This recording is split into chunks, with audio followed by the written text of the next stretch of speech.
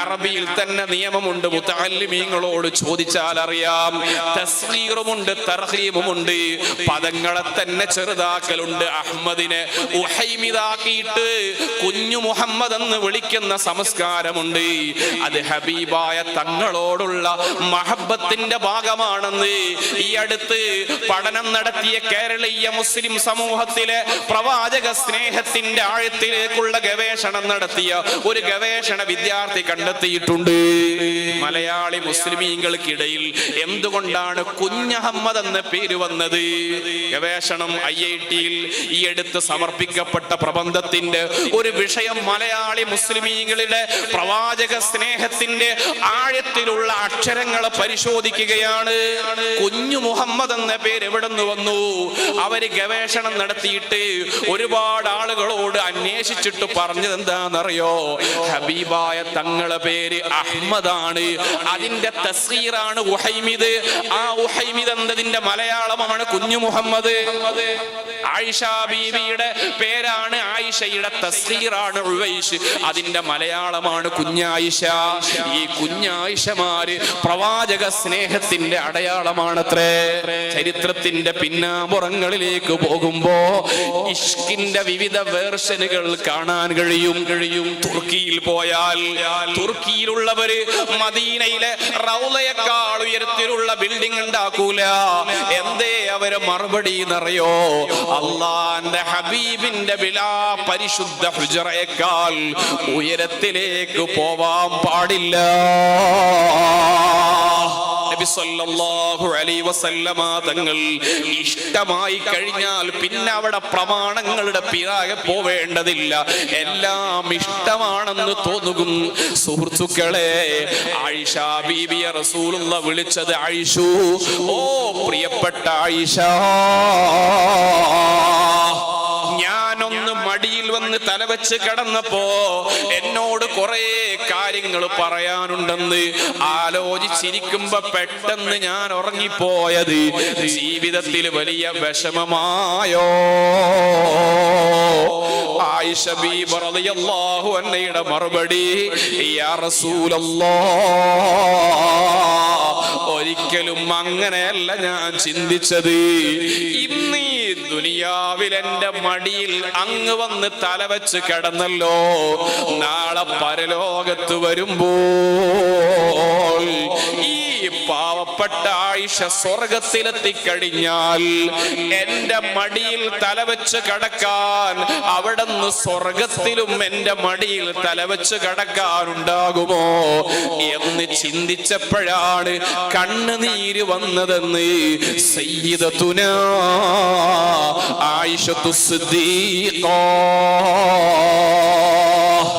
റളിയല്ലാഹു അൻഹ. നോക്കൂ നിങ്ങൾ, ദുനിയാവിൽ ആസ്വദിച്ചിട്ട് മതിയാകാഞ്ഞിട്ട് ആഖിറത്തിലും മുത്ത് നബി തങ്ങളെ കൂടെ ഉണ്ടാവണമെന്ന് ആഗ്രഹിക്കുന്നു. സ്വർഗത്തിനെ കുറിച്ചുള്ള ചർച്ച നടക്കുകയാണ്. സ്വർഗത്തിന്റെ സൗന്ദര്യം, സ്വർഗത്തിലുള്ള സൗരഭ്യം, സ്വർഗത്തിലുള്ള ആസ്വാദനം. കൂട്ടത്തിൽ ഒരാൾ ചോദിച്ചു, എന്താണ് സ്വർഗത്തിന്റെ പ്രത്യേകത? നിമിഷ നേരം കൊണ്ട് പറഞ്ഞു, ഫീഹാ റസൂലുള്ളാഹ്, സ്വർഗത്തിൽ ഒന്നും ആവശ്യമില്ല, അവിടെ മുത്ത് നബിതങ്ങളുണ്ടെന്നതാണ്. നബിതങ്ങളുണ്ട് സ്വർഗത്തിൽ, പിന്നെ എന്ത് വേണം നമുക്ക്? ആ നബി സല്ലല്ലാഹു അലൈഹി വസല്ലമ തങ്ങളുടെ മുന്നിൽ ഇരിക്കുന്നത് പോലും ആനന്ദമായി കണ്ട സിദ്ദീഖ റളിയല്ലാഹു അൻഹുവിനെ കാണുന്നില്ലേ നിങ്ങൾ? അല്ലാഹുവിന്റെ റസൂലിന്റെ മുന്നിൽ വെറുതെ ഇരിക്കുന്നതാണ് എന്റെ ഇഷ്ടമെന്ന് സിദ്ദീഖ റളിയല്ലാഹു അൻഹു. അല്ലാഹുവിന്റെ ഹബീബിന്റെ മുഖത്ത് ഇങ്ങനെ നോക്കലാണ് എന്റെ ഇഷ്ടമെന്ന് സിദ്ദീഖ് തങ്ങൾ. അല്ലാഹുവിന്റെ ഹബീബിന് വേണ്ടി എല്ലാം സമർപ്പിച്ച ഒരു സമർപ്പണത്തിന്റെ ഒരു പേരാണ് സിദ്ദീഖ് റളിയല്ലാഹു അൻഹു. അതാണ് അബൂബക്കർ എന്ന പദത്തിന്റെ അർത്ഥമത്രേ. അബൂബക്കർ എന്ന് പറഞ്ഞാൽ എല്ലാറ്റിലും ആദ്യം ആദ്യമുള്ളതിന്റെ പിതാവെന്നാണ്. ബക്കാറത്ത് ബിക്ർ ബുക്കൂർ എന്ന് പറഞ്ഞാൽ പ്രഥമൻ എന്നാണ് അർത്ഥം. പ്രഥമമായതിന്റെ പിതാവാണ് സിദ്ദീഖ് തങ്ങൾ. എല്ലാറ്റിലും ഒന്നാമൻ മുത്തുനബി തങ്ങളാണ്. സിദ്ദീഖ് തങ്ങൾക്ക് മറ്റൊരു ചിന്തയില്ല. ആയിഷ ബീബി റളിയല്ലാഹു അൻഹ ബാപ്പയെ കുറിച്ച് അനുസ്മരിക്കാണ്. നബി സല്ലല്ലാഹു അലൈഹി വസല്ലമ തങ്ങൾക്ക് ഹിജ്റക്കുള്ള അനുവാദം ലഭിച്ചപ്പോ സാധാരണ മുത്തുനബി തങ്ങൾ എന്റെ വീട്ടിൽ വരാറുണ്ട്, രാവിലെയും വൈകുന്നേരവും. ഇന്ന് വന്നത് നട്ടുച്ച സമയത്താണ്. നട്ടുച്ച സമയത്ത് നബിതങ്ങൾ വീട്ടിലേക്ക് വന്നു. ബാപ്പ ഇറങ്ങിപ്പോയി. അള്ളാന്റെ ഹബീബ് സിദ്ദീഖ് തങ്ങളോട് ചോദിക്കാണ്, സിദ്ദീഖേ, ഇവിടെ വേറെ ആരെങ്കിലും ഉണ്ടോ? നബി, ആരുണ്ടാവാനാണ്? അങ്ങ് പറഞ്ഞോളൂ. അള്ളാന്റെ റസൂല് സന്തോഷത്തോടെയും സങ്കടത്തോടെയും പങ്കുവച്ചു, സിദ്ദീഖ്, എനിക്ക് യാത്ര പോവാനുള്ള സമ്മതം ലഭിച്ചു. ആയിഷ ബീവി പറയാണ്, ഞാൻ എന്റെ ബാപ്പനങ്ങനെ നോക്കി നിൽക്കാണ്. ഉടനെ ബാപ്പന്റെ ചോദ്യം, ഞാനും കൂടെ അനുഗമിക്കയോ? എനിക്ക് അങ്ങയോടൊപ്പം യാത്ര ചെയ്യാനുള്ള സമ്മതമുണ്ടോ? മുത്ത് നബി തങ്ങൾ പറഞ്ഞു, നഅം സിദ്ദീഖേ, നിങ്ങളല്ലാതെ ആരാണ്? ആയിഷ ബീവി പറയാണ്, എന്റെ ബാപ്പ കണ്ണിൽ നിന്ന് കണ്ണുനീരൊഴുക്കി കരഞ്ഞു. സന്തോഷം കൊണ്ട് നബി തങ്ങളുടെ സ്വാഹിബാവാനുള്ള ഭാഗ്യം ലഭിച്ചു. കേവലം സ്വാഹിബല്ല, 51 വയസ്സാണ് സിദ്ദീഖ് തങ്ങൾക്ക് അന്ന്. മുത്ത് നബി തങ്ങളെ വയസ്സ് 53 ആ സിദ്ദീഖ് തങ്ങളെ വീട്, സിദ്ദീഖ് തങ്ങളെ വാഹനോ, സിദ്ദീഖ് തങ്ങളെ മക്കള്, സിദ്ദീഖ് തങ്ങളുടെ കുടുംബം, സിദ്ദീഖ് തങ്ങളുടെ അടിമകൾ എല്ലാം യാത്രയിൽ പങ്കുചേരാണ്. ഒരു വീട് മുഴുവനും യാത്രക്ക് വേണ്ടിയുള്ള തയ്യാറെടുപ്പിലാണ്. വഴി കാണിക്കാൻ ഒരാളെ ആക്കുന്നു, വിവരങ്ങൾ കൈമാറാൻ മറ്റൊരാളെ ഏൽപ്പിക്കുന്നു, ഭക്ഷണം കൊണ്ടുവരാൻ മറ്റൊരാളെ ഏൽപ്പിക്കുന്നു. എല്ലാം റെഡിയായി യാത്ര പോയിട്ട് സൗർ മലയുടെ മുകളിലേക്ക് കയറുമ്പോ അള്ളാഹുവിന്റെ ഹബീബിന്റെ കാൽപാദങ്ങൾ വല്ലാതെ ക്ഷീണിച്ചു പോയപ്പോ സിദ്ദീഖ് റളിയല്ലാഹു അൻഹു ആ ഹബീബിനെ തോളത്തിരുത്തിയിട്ടാണ് സൗർ പർവ്വതം കയറിയതെന്ന് കേൾക്കുമ്പോൾ, ഓ പ്രിയപ്പെട്ട പ്രവർത്തകന്മാരെ, സുന്നത്ത് ജമാഅത്തിന് വേണ്ടി പ്രവർത്തിക്കുന്ന മഹാനായ സുൽത്താനുൽ ഉലമ, അല്ലാഹുവേ ആഫിയത്ത് നൽകണേ അല്ലാഹ്. ആ സുൽത്താനുൽ ഉലമ എത്ര വർഷമായി? ഏതാണ്ട് 60-70 വർഷമായി പ്രവർത്തിക്കാൻ തുടങ്ങിയിട്ട്. ഈ ചെറിയ ഒരു ശിഷ്യനായ ഞാൻ സുൽത്താൻ ബത്തേരിയുടെ ഉൾപ്രദേശത്തൊരു വഅദിന് പോയപ്പോ, ഉൾഗ്രാമമാണ്, ഒരു മനുഷ്യവാസം പോലും കുറഞ്ഞ പ്രദേശം. ആ പ്രദേശത്ത് വഅദ് പറഞ്ഞ് വഅദ് കഴിഞ്ഞു പോകാൻ നിൽക്കും, ഉസ്താദേ ഇപ്പോൾ പോകാൻ കഴിയൂല. അതെന്താ പോവാൻ കഴിയാത്തത്? റോഡിലൊക്കെ ആനകളുടെ ശല്യമുണ്ടാകും. നേരം വെളുത്തിട്ട് ഇവിടെ നിന്ന് 4:30 മണിക്കൊരു വാഹനം പോകും കൽപ്പറ്റയിലേക്ക്, മാർക്കറ്റിലേക്ക്. ആ വാഹനത്തിൽ പോവാന്ന് പറഞ്ഞു. ഞാൻ ആ പള്ളിയിൽ ഇങ്ങനെ കിടക്കുമ്പോ അവിടെയുള്ള ആളോട് ചോദിച്ചു, ഈ പള്ളി ഉണ്ടായിട്ട് എത്ര വർഷമായി? അവിടെയുള്ള ആളുകൾ പറയാണ്, ഉസ്താദേ 15 വർഷമായി പള്ളി ഉണ്ടാക്കിയിട്ട്. ഒരു മനുഷ്യരും എത്തിപ്പെടാത്ത ഗ്രാമത്തില് അന്ന് ഉസ്താദവറുകൾ അവിടെ നടന്നു പോയിട്ട് നിർമ്മിച്ച പള്ളിയാണ്. സുബ്ഹാനല്ലാഹ്, ഇങ്ങനത്തെ 100 കണക്കിന് ഉൾഗ്രാമങ്ങളിലേക്ക് ആരെയും കൂട്ടാതെ സഞ്ചരിച്ചുകൊണ്ട് പ്രവർത്തിച്ച നേതാവ് മഹാനായ സിദ്ദീഖ് റളിയല്ലാഹു അൻഹുവിന്റെ ബറക്കത്ത് കൊണ്ട് നീ ശിഫ നൽകണേ അല്ലാഹ്. സിദ്ദീഖ് തങ്ങളാണ് കാന്തപുരം ഉസ്താദിന്റെ മുന്നിലുള്ള ഏറ്റവും വലിയ മാതൃകകൾ. മുത്ത് നബി തങ്ങളെ ഖാദിമായ സിദ്ദീഖ് തങ്ങള് ഹബീബായ തങ്ങളെ തോളത്തിട്ടുകൊണ്ട് സൗർ ഗുഹയുടെ മല മുകളിലേക്ക് നടക്കുകയാണ്. നടന്നിട്ട് ഗുഹയിലെത്തിയപ്പോൾ അവിടെ അതാ ഭക്ഷണം കൊണ്ടുവന്നിട്ടുണ്ട്. അസ്മാ ബീബി മുത്തുനബി തങ്ങളെ മുന്നിലുണ്ട്. സുബ്ഹാനല്ലാഹ്, അസ്മാ ബീബി ഭക്ഷണം പൊതിയാൻ വേണ്ടി കയറില്ലാതിരുന്നപ്പോ അവിടത്തെ വസ്ത്രം കീറിയിട്ടാണ് കെട്ടിക്കൊണ്ടുവന്നത്. അസ്മാ ബീബിയോട് തങ്ങൾ പറഞ്ഞു, അസ്മാ,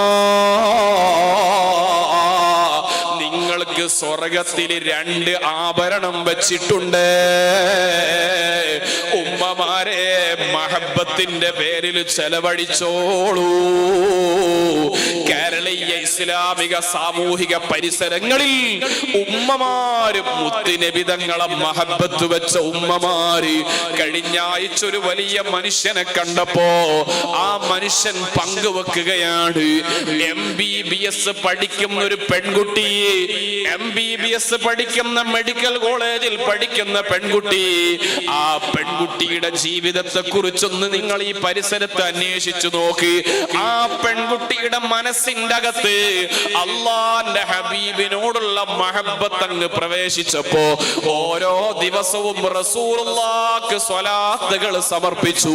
അവസാനം ഹബീബിനെ കണ്ടു. ഒരിക്കലും നമ്മൾ നിരാശരാവേണ്ടതില്ല. കാലം എത്ര പുഴുത്തുപോയാലും അള്ളാന്റെ ഹബീബ് നമ്മളിലേക്ക് വരാതിരിക്കില്ല, നമ്മുടെ മനസ്സിലേക്ക് വരാതിരിക്കില്ല. ഈ ചാലിയം യൂണിറ്റിൽ SSF ഹബീബിലേക്ക് നമ്മൾ അടുപ്പിക്കാനുള്ള പ്രതീക്ഷയാണ് ഈ അഷ്റഖയുടെ മജ്ലിസ്. ആ മജ്ലിസ് ഹുദൂറു റസൂലില്ലാഹ്. എന്തുകൊണ്ടാണ് അഷ്റഖ ചൊല്ലും എഴുന്നേറ്റ് നിൽക്കുന്നത് എന്നറിയോ? ഉലമാക്കളിൽ പലരും പറഞ്ഞതാണ്, അഷ്റഖ ബൈത്ത് ചൊല്ലിയപ്പോൾ ഹദറ റസൂലുള്ളാഹ്, അകം കണ്ടുകൊണ്ട് കണ്ടവര് പറഞ്ഞു റസൂലുള്ളാഹിന്റെ ഹുദൂർ ഉണ്ടായിട്ടുണ്ട്. നമ്മുടെ മദ്ഹബിന്റെ ഇമാമായ ഇമാമുന ശാഫഈ റളിയല്ലാഹു അൻഹു 10ലധികം തവണ നബി തങ്ങളെ നേരിട്ട് കണ്ടവരാണ്. നബി തങ്ങളെ ഉമിനീര് കൊണ്ട് ബറക്കത്ത് ലഭിച്ച മഹാനാണ് മുഹമ്മദ് ബിൻ ഇദ്രീസ് ശാഫഈ റളിയല്ലാഹു അൻഹു. സുഹൃത്തുക്കളെ, അതുകൊണ്ട് അഷ്റഖയുടെ മജ്ലിസ് വല്ലാത്തൊരു മജ്ലിസാണ്. അതുപോലെ ബുർദയുടെ മജ്ലിസ് ആനന്ദമുള്ള മജ്ലിസാണ്.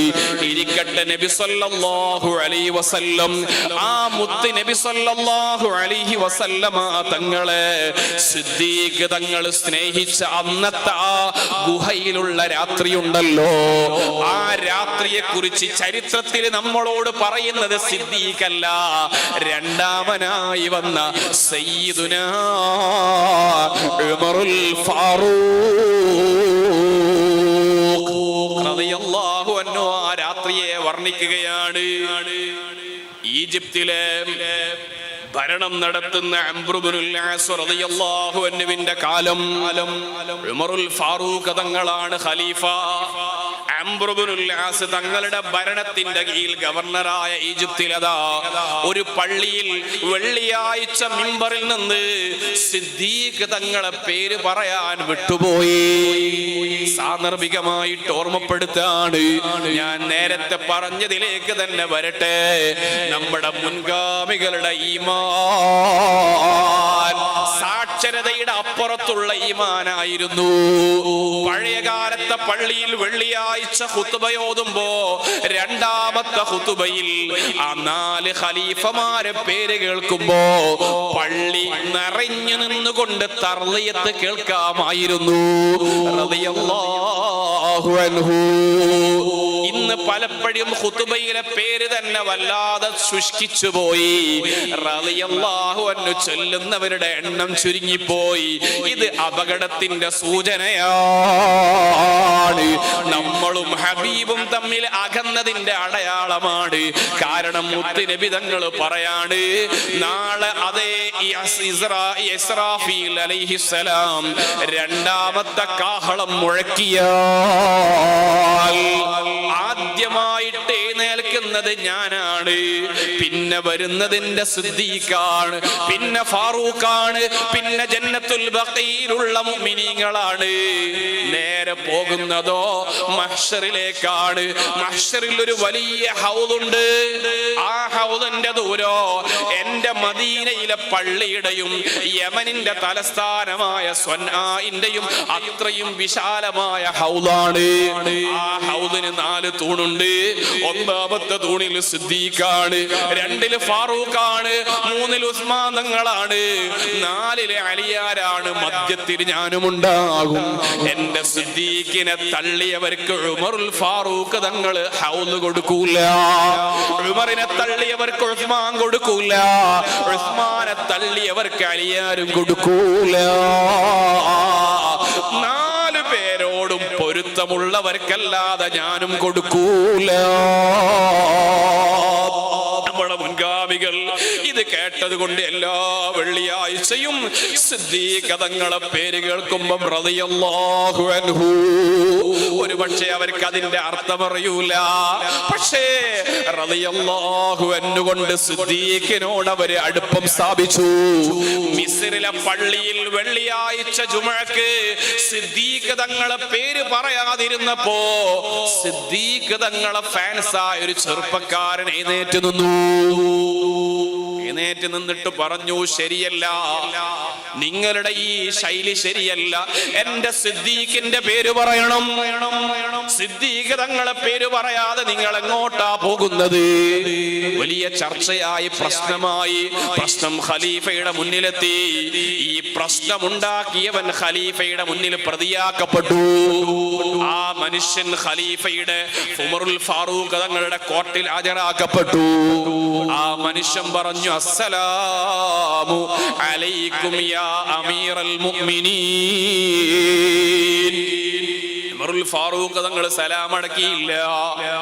ആ മനുഷ്യൻ പറഞ്ഞു, അമീറുൽ മുഅ്മിനീൻ, ഞാനിവിടെ വന്നത് ആരെയും കൊന്നതിന്റെ പേരിലല്ല, ഞാനിവിടെ വന്നിരിക്കുന്നത് എന്തെങ്കിലും മോഷ്ടിച്ചതിന്റെ പേരിലല്ല, ഞാനിവിടെ വന്നത് വെള്ളിയാഴ്ച ജുമുഅയുടെ ഖുതുബയിൽ എന്റെ നേതാവ് സിദ്ദീഖ് തങ്ങളെ പേര് പറയാത്തതിനെ ചോദ്യം ചെയ്തതിന്റെ പേരിൽ എന്റെ നാട്ടിലൊരു കുഴപ്പക്കാരനാക്കി പറഞ്ഞേച്ചതാണ്. ഇത് അറിയേണ്ട താമസോ ഉമറുൽ ഫാറൂഖ് തങ്ങൾ കരഞ്ഞുപോയി. എന്നിട്ട് പറഞ്ഞു, ജനങ്ങളെ മുഴുവനും വിളിച്ചു പറഞ്ഞു, ജനങ്ങളെ, ആരാണ് സിദ്ദീഖ് എന്നറിയോ? ഒറ്റ കാര്യം പറയുന്നു, സിദ്ദീഖിന്റെ ഒരൊറ്റ രാത്രി എനിക്കു തന്നാൽ എന്റെയും കുടുംബത്തിന്റെയും ജീവിതം മുഴുവനും ഞാൻ പകരം സിദ്ദീഖിന് കൊടുക്കാം. സിദ്ദീഖ് തങ്ങളെ ജീവിതത്തിൽ ഒറ്റ രാത്രി ഈ ഉമറിന് തന്നാൽ ഉമറിന്റെയും കുടുംബത്തിന്റെയും ജീവിതം മുഴുവനും സിദ്ദീഖിന് കൊടുക്കുക. എന്നാൽ പോലും സിദ്ദീഖ് തങ്ങളുടെ ഒറ്റ രാത്രിയോട് കടപിടിക്കില്ല. ഏതാണ് ആ രാത്രി? ആ രാത്രിയാണ് ഹിജ്റയുടെ രാവ്. ആ രാത്രിയാണ് സൗർ ഗുഹയുടെ അകത്ത് മുത്തുനബി തങ്ങൾ സിദ്ദീഖിന്റെ മടിയിൽ തലവെച്ച് കടന്നപ്പോ പരിശുദ്ധ ഖുർആൻ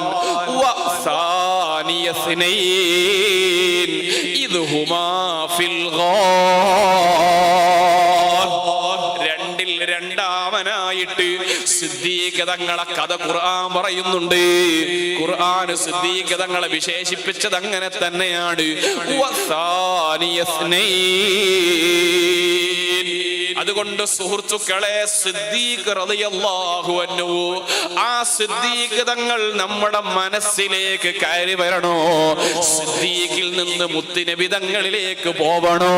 നമ്മുടെ വലിയ വലിയ മഹാന്മാരൊക്കെ പേര് വെച്ചത് അങ്ങനെയാണ്. നോക്കൂ നിങ്ങൾ, മഹാനായ ഖുതുബുൽ ആലം റഈസുസ് സാഹിദീൻ സിഎം മുഹമ്മദ് അബീബക്കരിൽ മടവൂരി ഖദ്ദസല്ലാഹു സിർറഹുൽ അസീസ്, മഹാനവറുകളെ പേരെന്താണെന്നറിയോ?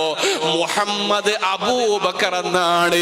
അബൂബക്കർ സിദ്ദീഖിലൂടെ മുത്തുനബിയിലേക്കുള്ള ഒരു പാലത്തിന്റെ അടയാളമാണ് ആ പേര്. ആ പേര് വെക്കാൻ പറഞ്ഞതോ കൂത്തുപറമ്പിൽ കോട്ടയം എന്ന് പറയുന്ന പ്രദേശത്ത് അന്ത്യവിഷമം കൊള്ളുന്ന മഹാനായ ഞണ്ടാട് കില്ലാടി അബൂ മുഹമ്മദ് അബൂബക്കർ വലിയുല്ലാഹിയാണ്. മഹാനവറുകളാണ് പറഞ്ഞത്, നിങ്ങളെ മകന് മുഹമ്മദ് അബൂബക്കർ എന്ന് പേര് വെക്കണം. ആ പേരിന്റെ അകത്ത് ചില സിറുകളുണ്ട്. സിദ്ദീഖിലൂടെ നിങ്ങൾക്ക് റസൂലുള്ളാഹിനെ അറിയാൻ കഴിയൂ. സിദ്ദീഖിനെ നിങ്ങളൊന്ന് പഠിക്കൂ. അതുകൊണ്ട് നോക്കൂ, നിങ്ങള് അംബിയാ കഴിഞ്ഞാൽ അടുത്ത സ്ഥാനം, ശുഹദാഇന്റെ മുമ്പുള്ള സ്ഥാനം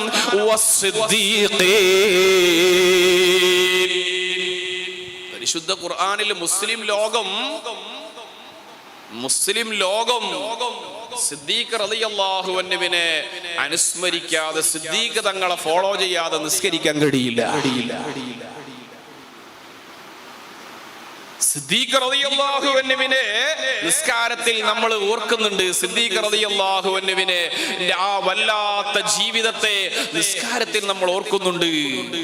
നബി സല്ലല്ലാഹു അലൈഹി വസല്ലമ തങ്ങളോടൊപ്പം ജമാഅത്തിന് അവസരം ഒരു റക്അത്ത് നഷ്ടപ്പെടാതെ കിട്ടിയതിന്റെ പേരിൽ അൽഹംദുലില്ലാ എന്ന് പറഞ്ഞപ്പോൾ ആ അൽഹംദുലില്ലാ എന്നതിന് പകരം റബ്ബനാ ലക്കൽ ഹംദ് എന്ന് പറയുന്ന ആ അല്ലാഹുവിന്റെ വിളിയാളം, അല്ലാഹുവിനെ ഹംദ് ചെയ്തുകൊണ്ട് സിദ്ദീഖ് തങ്ങൾ പറഞ്ഞതിന്റെ പേരിലാ സമി അല്ലാഹു ലിമൻ ഹമിദാ. സമിഅല്ലാഹു ലിമൻ ഹമിദ എന്ന് പറഞ്ഞാൽ അല്ലാഹുവിന്റെ റസൂലിന്റെ കൂടെ നിസ്കാരത്തിന് ജമാഅത്ത് കിട്ടിയപ്പോൾ ആനന്ദം കൊണ്ട് അൽഹംദുലില്ലാ പറഞ്ഞ സിദ്ദീഖ് തങ്ങളുടെ ഹംദ് അല്ലാഹു കേട്ടിരിക്കുന്നു. ആ സിദ്ദീഖ് തങ്ങളെ കുറിച്ച് പറഞ്ഞ വാക്കാണ് മുസ്ലിം ലോകം പിന്നീട് ഖിയാമത്ത് നാൾ വരെ പറയേണ്ടത്. സിദ്ദീഖ് തങ്ങൾക്ക് അല്ലാഹു കൊടുത്ത അംഗീകാരമാണ്.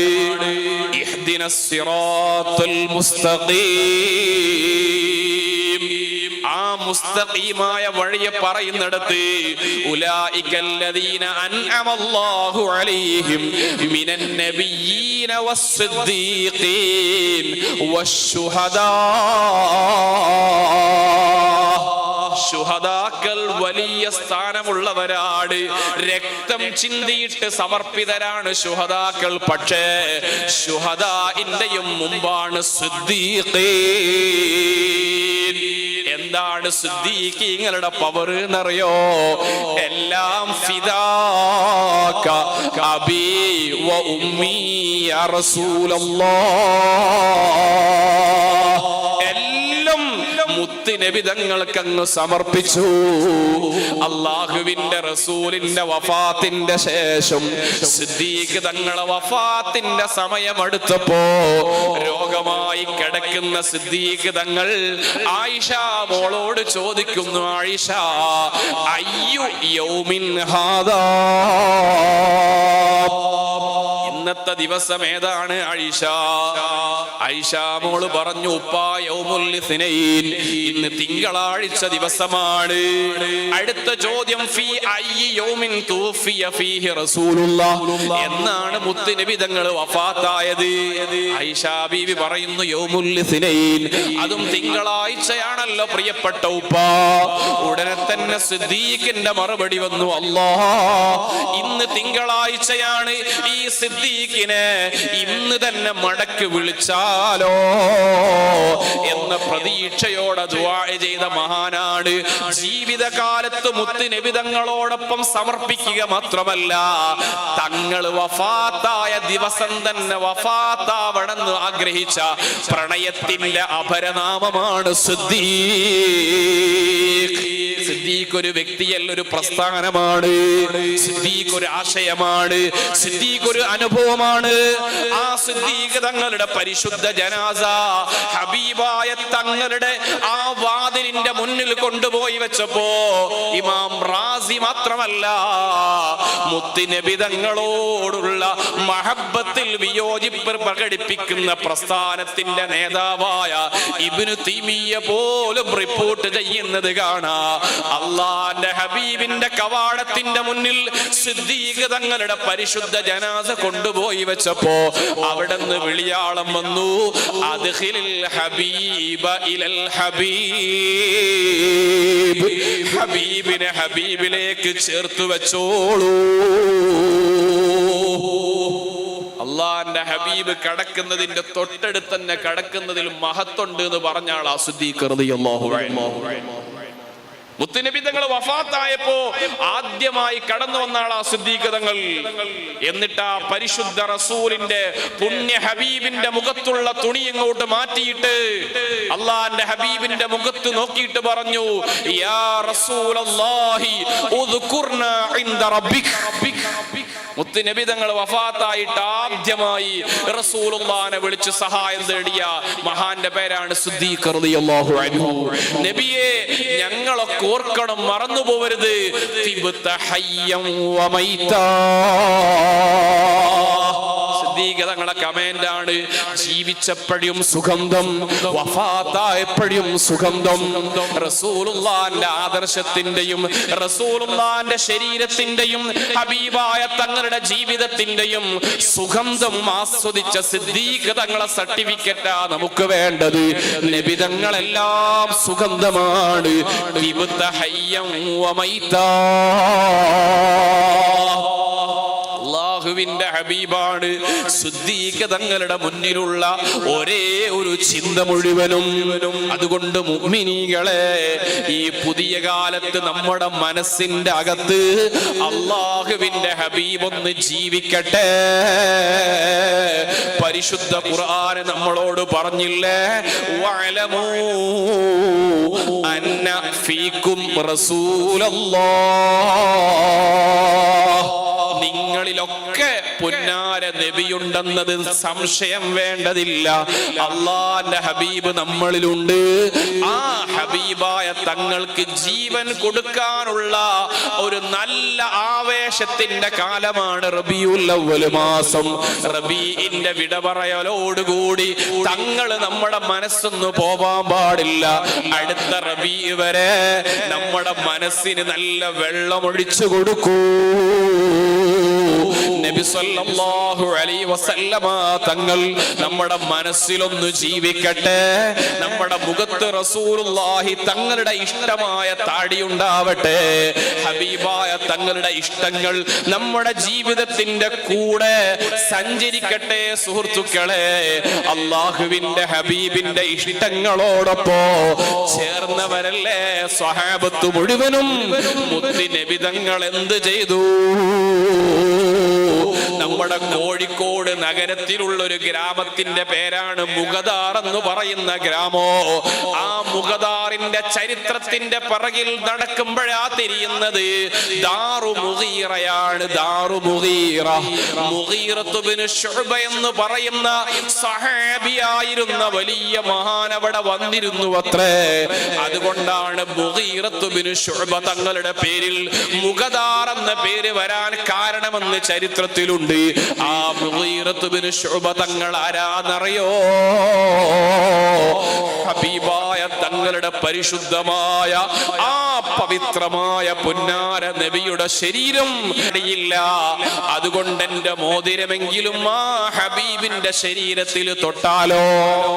ഹബീബായ തങ്ങളെ ശരീരത്തിൽ മോതിരം തൊട്ടാൽ ആ മോതിരം എനിക്ക് പ്രതീക്ഷയാണെന്ന് മനസ്സിലാക്കിയവരാണ് സ്വഹാബികൾ.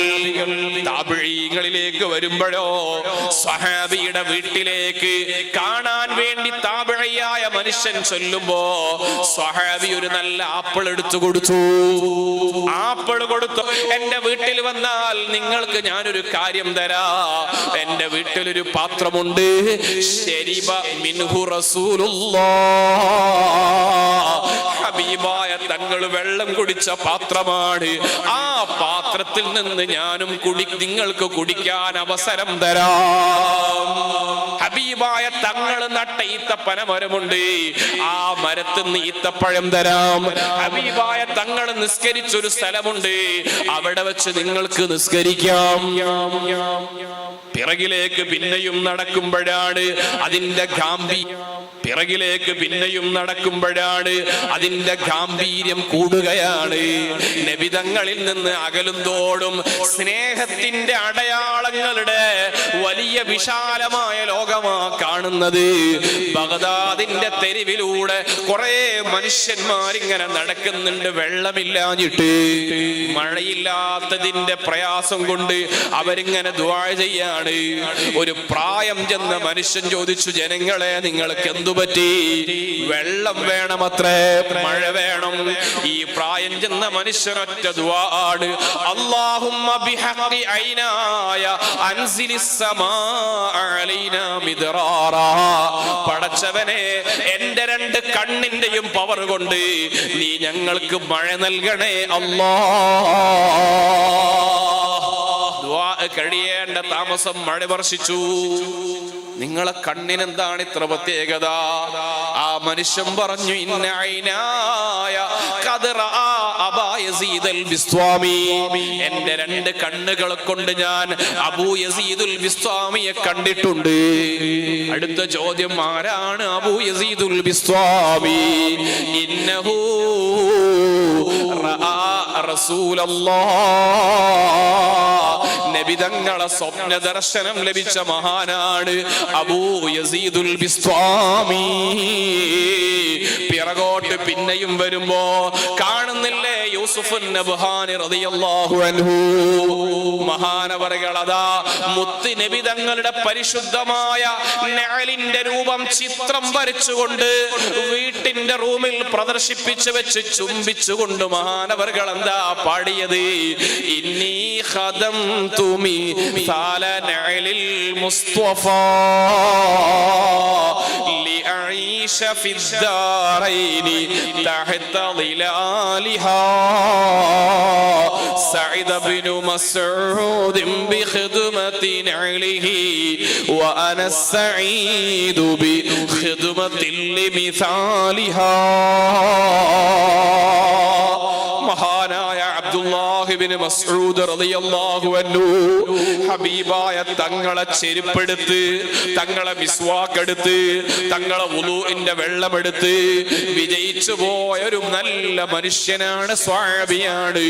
പാവപ്പെട്ട എനിക്ക് മുത്തുനബി തങ്ങളെ ചെരുപ്പെടുക്കാൻ കഴിഞ്ഞിട്ടില്ല, എങ്കിലും ആ ചെരുപ്പിന്റെ ഫോട്ടോ വരച്ചാൽ എനിക്കതുകൊണ്ട് മനസ്സിന് സമാധാനം ലഭിക്കുമല്ലോ എന്ന് പറഞ്ഞ് റസൂലുള്ളാഹിന്റെ ചെരുപ്പിന്റെ ഫോട്ടോ വരച്ച് അതിനെ ചുംബനം കൊടുത്ത സ്വാലിഹീങ്ങൾ ശുബ്ഹത്തിന്റെ ഭക്ഷണം കഴിക്കാതെ നല്ല ഇൽമു കൊണ്ടും തഖ്വയുണ്ടും ജീവിച്ച മഖ്ദൂമുമാരുടെ കാലത്ത് എഴുതിയ മൗലിദാണ്. ആ മൗലിദിന് വല്ലാത്ത പവറാണ്. സുബ്ഹാനല്ലാഹ്. സുഹൃത്തുക്കളെ, ബഹറുൽ ഉലൂം ഒക്കെ ഉസ്താദ് നിന്ന സ്ഥലത്ത് നിന്നല്ലേ സാധുവായ ഞാൻ പ്രസംഗിക്കുന്നത്. ആ ബഹറുൽ ഉലൂമിന്റെ കാലത്തുള്ള സൂക്ഷ്മത ഇന്ന് നമ്മൾക്കുണ്ടോ? ബഹറുൽ ഉലൂം ജീവിതത്തിൽ വലിയ സൂക്ഷ്മത പുലർത്തിയ മഹാൻ ഈ ചാലിയം പള്ളിയിൽ തഹജ്ജുദിന്റെ സമയത്ത് എഴുന്നേറ്റുകൊണ്ട് ബഹറുൽ ഉലൂം ഹൗദിന്റെ പരിസരത്ത് കൂടെ ഇങ്ങനെ നടക്കാറുണ്ടായിരുന്നു അത്രേ.